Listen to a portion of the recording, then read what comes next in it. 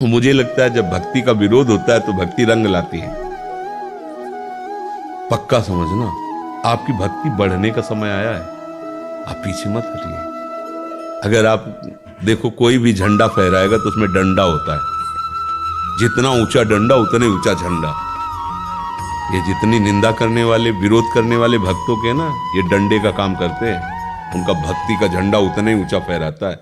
अगर मीरा जी का देवर विरोध न करता तो मीरा की भक्ति इतनी प्रकाशित नहीं होती। अगर प्रहलाद जी का बाप विरोध नहीं करता हिरण्यकश्यप, तो प्रहलाद जी की इतनी भक्ति प्रकाशित नहीं होती। तो हमें लगता है कि विरोधी लोग बड़े कृपालु हैं, हमारी निष्ठा पुष्ट करते हैं, हमारी भक्ति का प्रकाश करते हैं। तो प्रणाम है उनको, बढ़िया काम कर रहे हैं ना।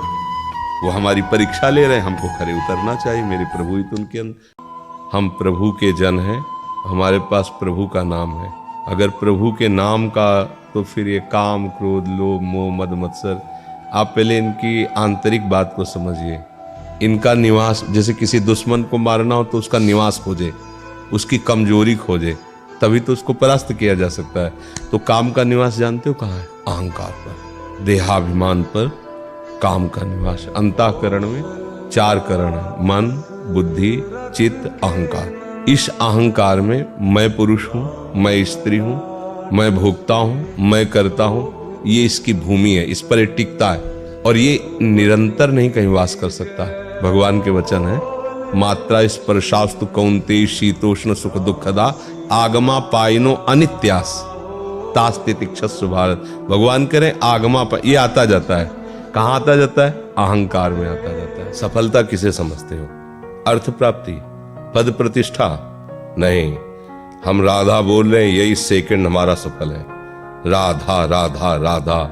प्रारब्ध के अधीन है संपत्ति और विपत्ति, लेकिन भगवत प्राप्ति प्रारब्ध के अधीन नहीं है। अगर हम नाम जप कर रहे हैं, सत्य से चल रहे हैं, तो गालियां भी मिल सकती हैं, रोटी की भी समस्या आ सकती है, समाज में सम्मान नहीं मिल सकता है, लेकिन भगवान तुम्हारा सम्मान करेंगे, क्योंकि तुम सत्य से, धर्म से, प्रसन्नता उसका साथ नहीं छोड़ेगी।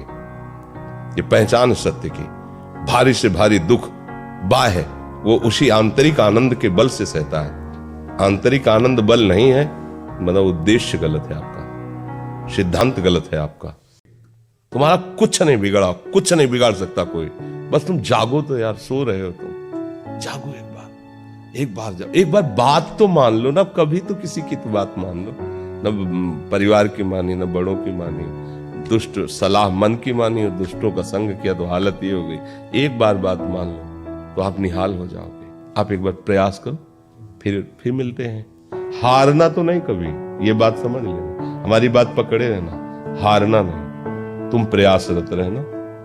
अगर हम कह रहे हैं तुम्हारे साथ हैं, तो हमारी बात को तो मानो। हमसे दोस्ती करके तो दोस्त की बात नहीं काटी जाती, तो बात मान लो हमारी, तो फिर आगे असली दोस्ती हो जाएगी।